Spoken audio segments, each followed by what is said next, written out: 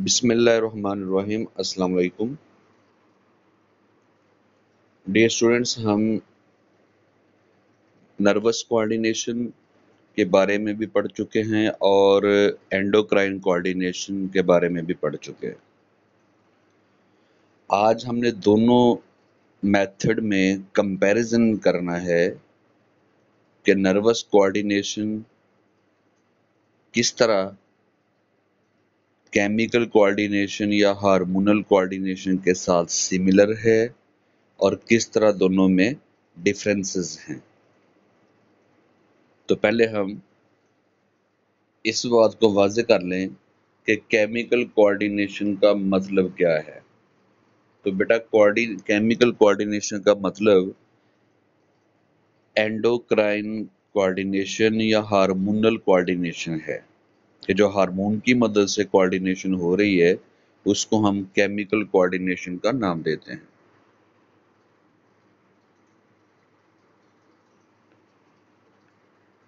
इस सिलसिला में पहले सिमिलैरिटी की बात कर लेते हैं कि दोनों किस्म की जो कोऑर्डिनेशंस हैं उनमें सिमिलैरिटीज क्या हैं।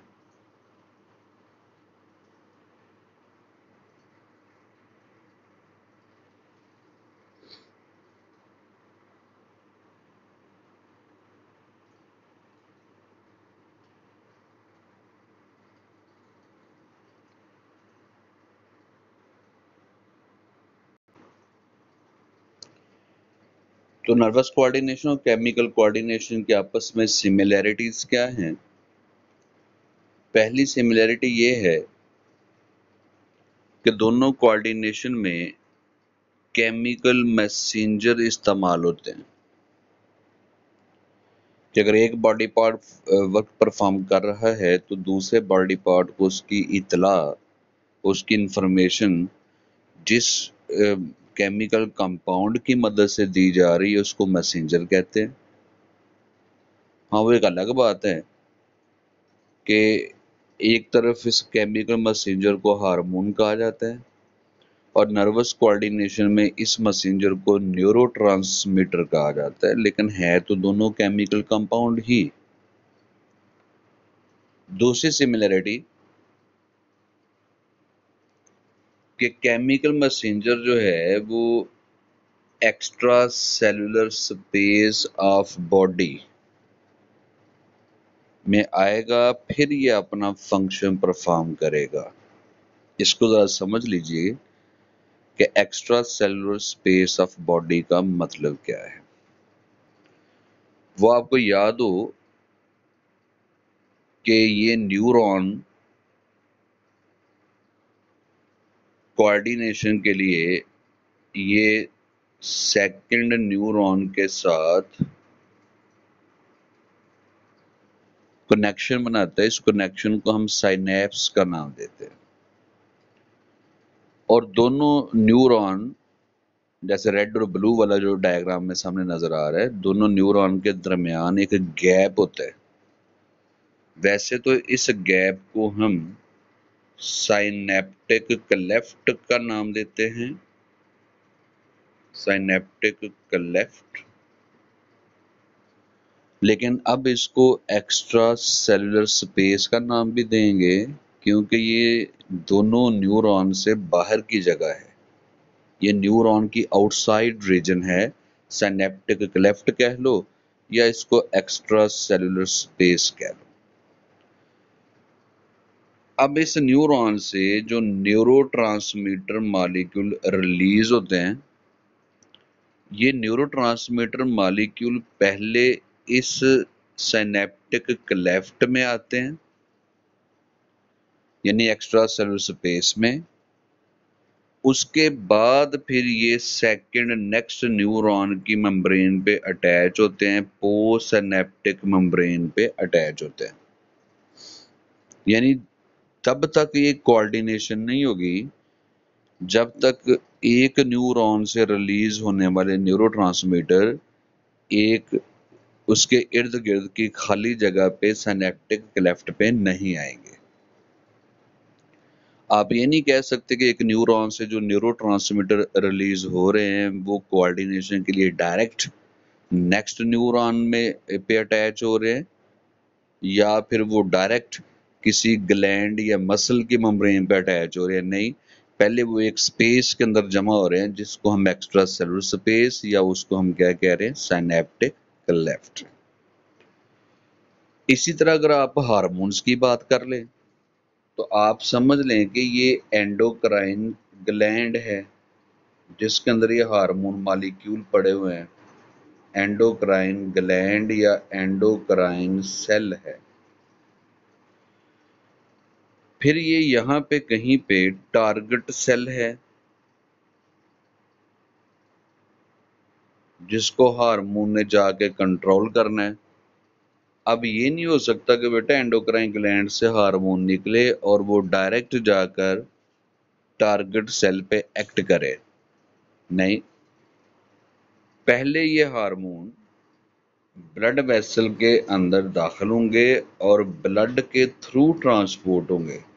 ये हार्मोन किस में आ गए जी, ब्लड में।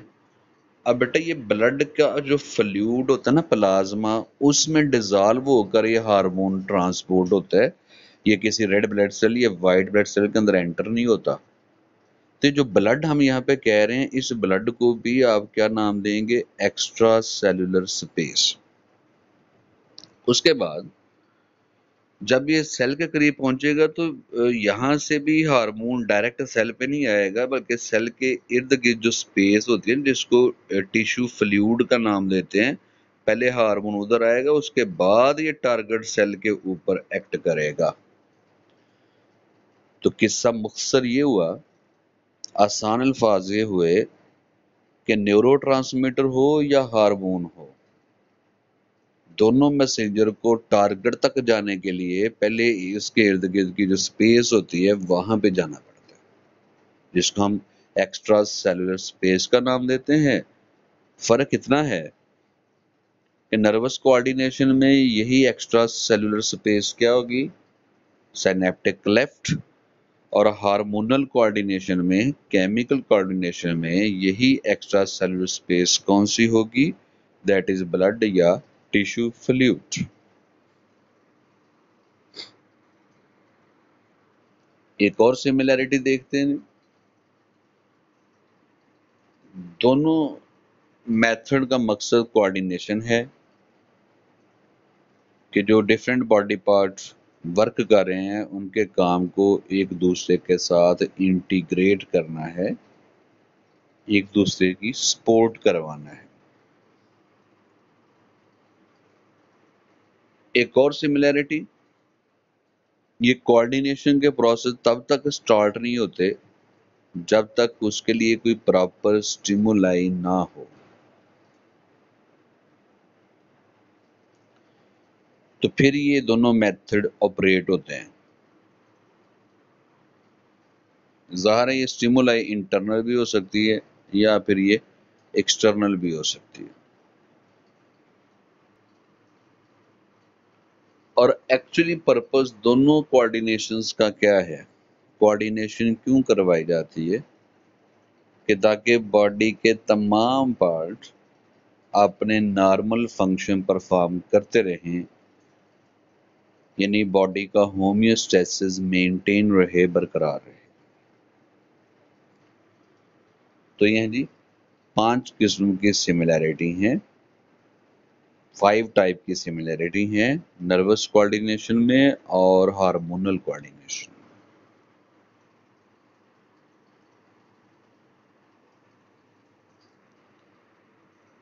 उसके बाद डिफरेंसेस की बात कर लें कि नर्वस कोऑर्डिनेशन में और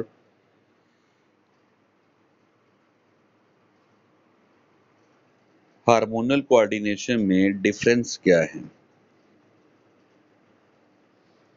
तो इसमें पॉइंट नंबर 1 आप देखें, पहला डिफरेंस जो है वो कंपोनेंट्स का है कि नर्वस कोऑर्डिनेशन के लिए किन किन बॉडी पार्ट्स की ज़रूरत है, उसके कंपोनेंट्स क्या हैं, उसमें कौन से केमिकल कंपाउंड इस्तेमाल होंगे।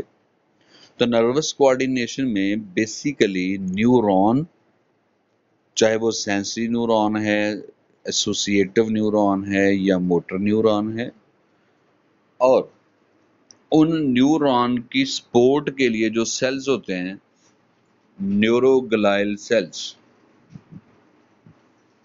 ये अपना फंक्शन परफॉर्म करते हैं।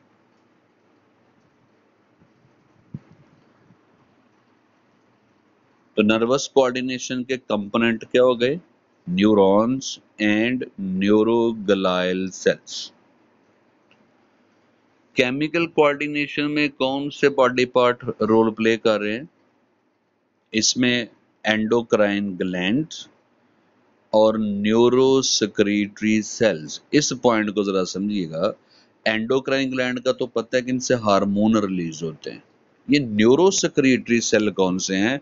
बेटे ये वो न्यूरॉन है, स्पेशली हाइपोथैलेमस के न्यूरॉन, जिनमें से हार्मोन रिलीज होते हैं। तो जिन न्यूरॉन में से हार्मोन रिलीज होते हैं, जैसा कि हाइपोथैलेमस के न्यूरॉन, उनको हम न्यूरोसेक्रेटरी सेल का नाम देते हैं। वो जरा याद करें, जैसे वो कुछ नाम आपने पढ़े थे प्रीवियस लेक्चर में, आपने सुने थे, जैसे ऑक्सीटोसिन हार्मोन है, एडीएच हार्मोन है, उसके अलावा सीआरएफ है, फिर उसके अलावा थायरोट्रोफिन रिलीजिंग फैक्टर है। तो ये सारे वो हार्मोन है जो कि न्यूरॉन से रिलीज होते हैं, इसलिए ऐसे न्यूरॉन को हम क्या नाम देते हैं? Neurosecretory cells. तो केमिकल कोऑर्डिनेशन के लिए कंपोनेंट कौन से हो गए जी? न्यूरोसेक्रेटरी सेल और एंडोक्राइन ग्लैंड।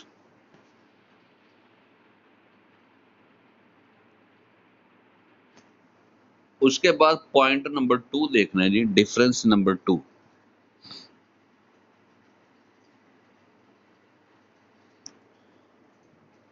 कि जो केमिकल मैसेंजर होगा वो कितनी दूर जाकर उसका टारगेट मौजूद होगा, डिस्टेंस ऑफ टारगेट, कि टारगेट कहाँ पे पड़ा होगा। तो नर्वस कोऑर्डिनेशन में न्यूरॉन से जो न्यूरोट्रांसमीटर रिलीज होते हैं वो कोई बहुत दूर जाकर बेटा एक्ट नहीं करते। और आपको ये पता है कि जिस न्यूरॉन ने न्यूरोट्रांसमीटर को रिलीज करना है उसको प्री सिनेप्टिक न्यूरॉन कहा जाता है, और जिस न्यूरॉन या जिस बॉडी ऑर्गन पे इसने अटैच होना होता है, टारगेट करना होता है, उसको हम पोस्ट सिनेप्टिक मेम्ब्रेन कहते हैं। तो दोनों में कोई बहुत ज्यादा डिस्टेंस नहीं होता। जैसे अगर आप ये देखें कि अगर ये न्यूरॉन है प्री सिनेप्टिक न्यूरॉन, यहाँ से न्यूरोट्रांसमीटर मॉलिक्यूल रिलीज होने हैं। अब जो जिस पे इन न्यूरोट्रांसमीटर ने जाकर एक्ट करना है वो थोड़े से गैप के बाद बेटा पास ही तो पड़े हुए हैं। तो अब ये न्यूरोट्रांसमीटर जो है ये सिनेप्टिक क्लेफ्ट में आने के बाद ये करीब पड़े हुए पोस्ट सिनेप्टिक न्यूरॉन के ऊपर जाकर अटैच हो जाएंगे। तो सोर्स और टारगेट में कोई ज्यादा डिस्टेंस नहीं है। इसी तरह अगर ये न्यूरॉन किसी मसल के साथ जाकर अटैच है तो ये मसल की मेम्ब्रेन भी या ग्लैंड की मेम्ब्रेन भी बिल्कुल इसके करीब है। ऐसे माइक्रोमीटर या नैनोमीटर का डिस्टेंस हो सकता है दोनों के दरमियान, कोई बहुत लॉन्ग डिस्टेंस नहीं है, ताकि न्यूरोट्रांसमीटर फौरी तौर पर रिलीज होकर फौरी तौर पे अपने टारगेट की मेम्ब्रेन पे अटैच हो जाए। इसलिए पॉइंट नंबर 2 में ये लिखा हुआ है नर्वस कोऑर्डिनेशन में कि chemical produce by neuron ending act where there are produced. इसका मतलब है कि ये वहीं पे काम कर रहे हैं जहां पे वो पैदा हो रहे हैं, जहां पे वो रिलीज किए जा रहे हैं। इट मीन इनका टारगेट इनकी से बहुत दूर नहीं है, टारगेट बहुत करीब है। एक न्यूरॉन से रिलीज होते हैं और अपने टारगेट की मेम्ब्रेन पे फौरी तौर पे ये अटैच हो जाते हैं। अगर इसी पॉइंट को आप केमिकल कोऑर्डिनेशन के लिए देखें तो इसमें बेटा दो ऑप्शंस हैं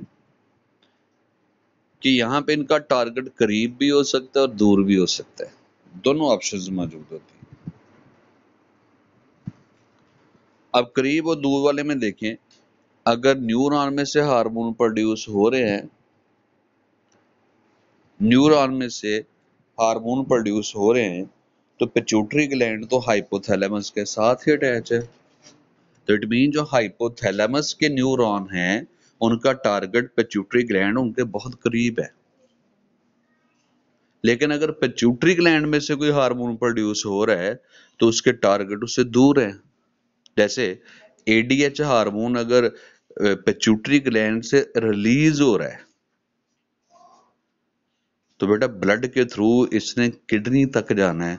पिट्यूटरी ग्लैंड है हेड में, ब्रेन के साथ अटैच है, और किडनी मौजूद है एब्डोमिनल कैविटी में, डिस्टेंस ज्यादा है। तो फिर यकीनन यहाँ तक न्यूरॉन को पहुंचाने के लिए, हार्मोन को यहाँ तक पहुंचाने के लिए ब्लड की जरूरत पड़ती है, ब्लड सर्कुलेशन। तो नर्वस कोऑर्डिनेशन में सोर्स और टारगेट का डिस्टेंस बहुत कम होता है, जबकि केमिकल कोऑर्डिनेशन में सोर्स और टारगेट का डिस्टेंस कम भी हो सकता है और बहुत ज्यादा भी हो सकता है। दोनों ऑप्शंस मौजूद है। ओके, डिफरेंसेस में पॉइंट नंबर 3 की बात कर लेते हैं। Number of target. Nervous coordination में न्यूरोट्रांसमीटर के टारगेट थोड़े होते हैं। फॉर एग्जाम्पल, अगर ये एक न्यूरॉन है और इसमें से ये न्यूरोट्रांसमीटर वेजिकल मौजूद हैं और इसमें से न्यूरोट्रांसमीटर रिलीज होने हैं। अब बेटा जो इसका टारगेट टिश्यू होगा वो हो सकता है कि सिर्फ कोई एक न्यूरॉन ही हो, पोस्ट सिनेप्टिक, बट या तो कोई 2 हो सकते हैं, कोई 3 हो सकते हैं, कोई 4 हो सकते हैं। तो नर्वस कोऑर्डिनेशन में एक न्यूरॉन में से जो न्यूरोट्रांसमीटर रिलीज होते हैं उनका टारगेट जो है वो सिर्फ चंद सेल्स ही हो सकते हैं। नंबर ऑफ टारगेट क्या है, कम है। लेकिन केमिकल कोऑर्डिनेशन में मामला थोड़ा मुख्तलिफ है। देखिए, चूंकि मोस्टली हार्मोन ने ब्लड के थ्रू ट्रांसपोर्ट होना है, तो वो ब्लड जिस जिस बॉडी ऑर्गन टिश्यू के करीब से गुजरेगा ये हार्मोन उस बॉडी ऑर्गन टिश्यू तक पहुंचेंगे। These hormone bathe the many tissue and cells of the body। क्योंकि जब आई ब्लड के अंदर गया है तो ब्लड ने जब सर्कुलेट करना है तो पूरी बॉडी में सर्कुलेट करना है। तो जिस जिस हिस्से में से करीब से गुजर है वहां तक उस सेल तक हार्मोन पहुंचते चले जाएंगे। लेकिन जरूरी नहीं कि हर हार्मोन बॉडी के हर सेल को ही टारगेट करे, पहुंचेगा हर सेल तक। फिर आगे जिस सेल के ऊपर इस हार्मोन के टारगेट होंगे, रिसेप्टर्स मौजूद होंगे, हार्मोन सिर्फ उन सेल्स के ऊपर ही अटैच होंगे या हार्मोन सिर्फ उन्हीं सेल के अंदर दाखिल होंगे। पहुंचते हर सेल तक है विदाउट एनी डिस्क्रिमिनेशन। क्योंकि जब ब्लड के अंदर फ्लो कर रहे हैं तो ब्लड तो पूरी बॉडी में सर्कुलेट करेगा, तो ये बिला तफरीक हर सेल हर टिश्यू के करीब से गुजरते हैं, वहां तक पहुंचते जरूर हैं, लेकिन वो अलग बात के अटैच या एंटर हर सेल में नहीं होते। ओवरऑल आप कह सकते हैं कि एंडोक्राइन केमिकल कोऑर्डिनेशन में नंबर ऑफ टारगेट ज्यादा होते हैं।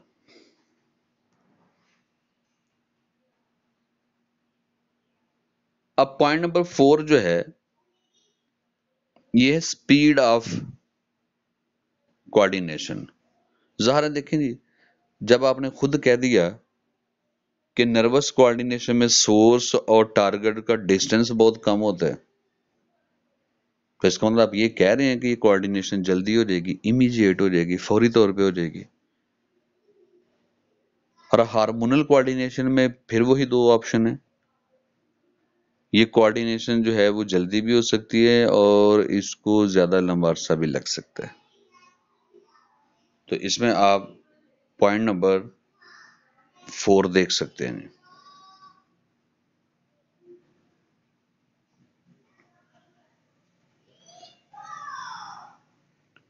अब देखें ना, जैसे अगर इंसुलिन हार्मोन प्रोड्यूस हुआ है तो बेटा जो ही हार्मोन सेल के ऊपर जाकर अटैच होगा ब्लड में से ग्लूकोज भी सेल के अंदर जाना शुरू हो जाएगा, यानी फौरी रिस्पांस आ गया। उसके बरक्स अगर आप ग्रोथ हार्मोन की बात करें तो ग्रोथ हार्मोन की वजह से सेल डिवीजन होनी होती है, बॉडी पार्ट के साइज में इजाफा होना होता है, तो ये रिस्पॉन्स आने के लिए टाइम चाहिए। It is time taking process. अब ये तो नहीं हो सकता कि मिनट के अंदर अंदर ही ग्रोथ हो आपकी बॉडी के अंदर, घंटों में हो, नहीं, ये दिनों की गेम है, महीनों की गेम है। तो इसलिए केमिकल कोऑर्डिनेशन में जो है वो रिस्पॉन्स जो है वो स्पीड जो है वो क्विक भी शो हो सकता है in case of insulin hormone, और ये डिलेड इफेक्ट भी हो सकता है, इस इफेक्ट को शो होने में लंबा अरसा भी लग सकता है।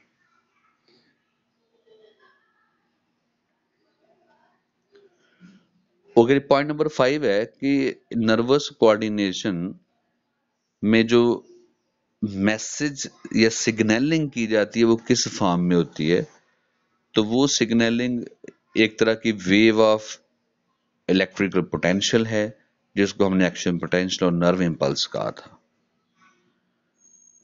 और यही पॉइंट नंबर 5 हार्मोन्स के लिए देखिएगा कि कंट्रोल किसकी वजह से है, चूंकि हार्मोन खुद एज मैसेंजर काम कर रहा है, तो ये एक तरह का केमिकल कंट्रोल है। सिर्फ यहाँ पे जो है हार्मोनल कोऑर्डिनेशन में नर्व इंपल्स कंट्रोल नहीं है।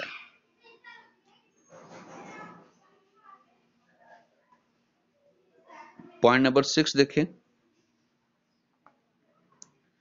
वही बात दोबारा आ गई, स्पीड ऑफ रिस्पांस मैंने पहले बता दिया, नर्वस कोऑर्डिनेशन में स्पीड ऑफ रिस्पांस ज्यादा होता है, जल्दी रिस्पांस आ जाता है, और जबकि हार्मोनल कोऑर्डिनेशन में स्पीड ऑफ रिस्पांस बहुत स्लो होता है।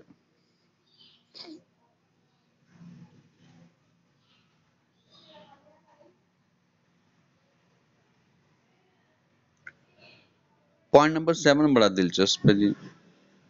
नर्वस कोऑर्डिनेशन में जो रिस्पांस फौरी तो होता है लेकिन जल्दी खत्म भी हो जाता है, short life, short span. Show फौरी तौर पे होगा लेकिन उतनी ही जल्दी वो रिस्पांस खत्म भी हो जाता है। जबकि हार्मोनल कोऑर्डिनेशन में एक दफा रिस्पांस आए तो वो रिस्पांस काफी देर तक मौजूद रहता है, और हो सकता है होल लाइफ मौजूद रहे। जैसे ग्रोथ हार्मोन की वजह से जो आपकी ग्रोथ होगी, उसके बाद ग्रोथ हार्मोन खत्म भी हो जाए, लेकिन क्या आपकी ग्रोथ रिवर्स हो जाएगी? नहीं, मौजूद रहेगी। इसी तरह इंसुलिन जो है वो सेल के ऊपर अटैच हुआ, जो ग्लूकोज सेल के अंदर दाखिल हुआ, क्या इंसुलिन हार्मोन जब ब्रेक डाउन हो जाएगी वो रिसेप्टर से उतर जाएगा तो सेल में जो दाखिल शुदा ग्लूकोज है वो सेल से वापस बाहर चला जाएगा? बिल्कुल भी नहीं। नर्वस कोऑर्डिनेशन में देखें, क्या हम अंधेरे कमरे में बैठे हुए हैं, अचानक कमरे की लाइट ऑन हुई, आपकी आंखें खुद ही खुलना और बंद होना शुरू हो गई, आंखें चुंधियाना शुरू हो गई आपकी, थोड़ी देर बाद आपकी आंखें नॉर्मल हो जाएंगी, रिस्पांस खत्म हो गया, आइज दोबारा अपनी नॉर्मल कंडीशंस पे चली गई हैं। तो नर्वस कोऑर्डिनेशन में रिस्पांस जितना इमीडिएटली शो होता है उतना ही इमीडिएटली ये खत्म भी हो जाता है, जबकि हार्मोनल कोऑर्डिनेशन में रिस्पांस लेट शो होता है और रहता भी बहुत देर तक है।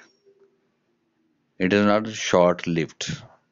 ओके जी, that's all about today lecture. तो ये 7 डिफरेंसेस आपने याद रखने हैं नर्वस कोऑर्डिनेशन में और केमिकल कोऑर्डिनेशन।